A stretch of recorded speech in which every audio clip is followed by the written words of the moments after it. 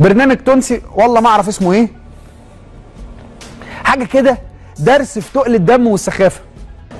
الممثل دمه تقيل يفقع، والمذيع دمه اتقل، واللي موجودين ما اعرفش بيبتزوا الضحكه بالعافيه. تعالوا اوريكم شويه من تقل الدم وهنرجع نعقب. ايه تقل الدم ده؟ جمل. ايه السخافه دي؟ على سد حلقته عشان اتبرع بيه للفقراء يحطوه بطانيات وكوفرتات. هو فين المضحك يعني؟ ايه الحلو في اللي اتقال يعني؟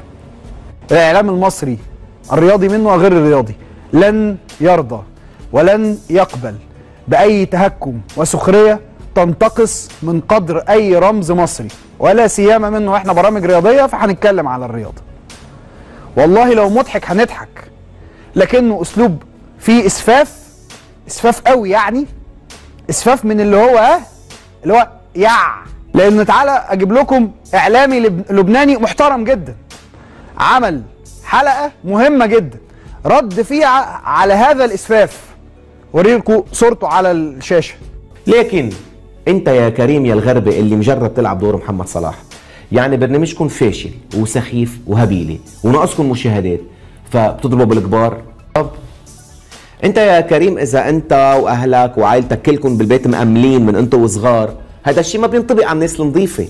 يعني بدك تنتبه انه لا، الناس النظيفه مثل محمد صلاح وغيره مش مأملين، مش شيء طبيعي. هذا اللي عندكم اياه بالعائله مش شيء بينطبق على كل الناس. يعني هالقد صرتوا وقحين؟ شو هاي كوميدي؟ لانه انا شخصيا ما ضحكت، حتى الناس اللي بالاستوديو ما ضحكوا. يعني لو ما مدير البلاتو مدير المسرح بيعمل لهم زقفوا وضحكوا، ما في شيء بيضحك. تحت مسمى برنامج كوميدي وساخر تلعبوا بكرامه الناس. في شيء اسمه كوميديا، في شيء اسمه سخريه، في شيء اسمه اخلاق. انتوا لا عندكم كوميديا ولا سخريه ولا اخلاق. لا، وهديك الهبيله بالاستديو بتقول له الله عليك يا فخر العرب، لغصب عن رقبتك فخر العرب. لك ليش انت شو عامله للعرب؟ لك انت شو عامله لتونس قبل العرب، غير انك جايب العار لتونس انت وهيدا البرنامج وهيدا المذيع وهيدا الكريم. دي مش اول مره لنفس الشخص ونفس البرنامج، قبل كده كانت هتحصل مشكله، ومشكله كبيره جدا جدا تسبب فيها بسخريه على رئيس نادي الزمالك وهو مصري، وتسبب كان في واقعه كبيره جدا جدا كانت ممكن تحصل ما بين الاهلي وما بين الزمالك. وهو في فرق كبير جدا جدا ما بين السخريه او السخريه عشان ابتسم، عشان اضحك. وهي المشكله انه البرنامج ساخر. عارف لو برنامج اي حاجه تانية هقول لك ماشي، بس تبقى برنامج ساخر وحتى كمان بتبتز الضحكه بالعافيه، ده ما فيهاش حتى ضحك. في فرق ما بين الاسفاف والابتذال والانتقاص من قدر الناس. ايه في ده اتقال مضحك على محمد صلاح؟ ايه يعني؟ محمد صلاح اللي الانجليز كلهم ميتين عليه وفرق العالم عم يتخانقوا على اجريه، في حدا طلع واهانه هيك على التلفزيون؟ بدكم تقولوا لي هلا شو محمد صلاح نبي؟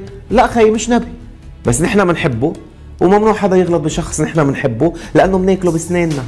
محمد صلاح ده بالنسبه لنا كبير قوي قوي قوي، مش هنسكت على اي حاجه تناله، خاصه اذا كانت بهذه الحاله وهذا الحد من الاسفاف. احنا بنقول للناس ان انتوا زودتوها، انه الراجل ده احنا بنحبه. الطريقه اللي انتوا هزرتوا بيها على صلاح بايخه ورديئه واذتنا، يعني نحن لم نسعد بهذه الطريقه. فهو صلاح فعلا فخر العرب، هو صلاح فعلا كلنا بنعشقه، في تونس بيعشقوه، في المغرب العربي بيعشقوه. تخصصت بعض البرامج التونسية كما فعلت قبل ذلك مع الأستاذ مرتضى منصور وسخرت منه بشكل الحقيقة شديد الانحطاط. الآن تعاود الكرة وكأنها تحاول أن تنال من الرموز المصرية، فماذا ترى؟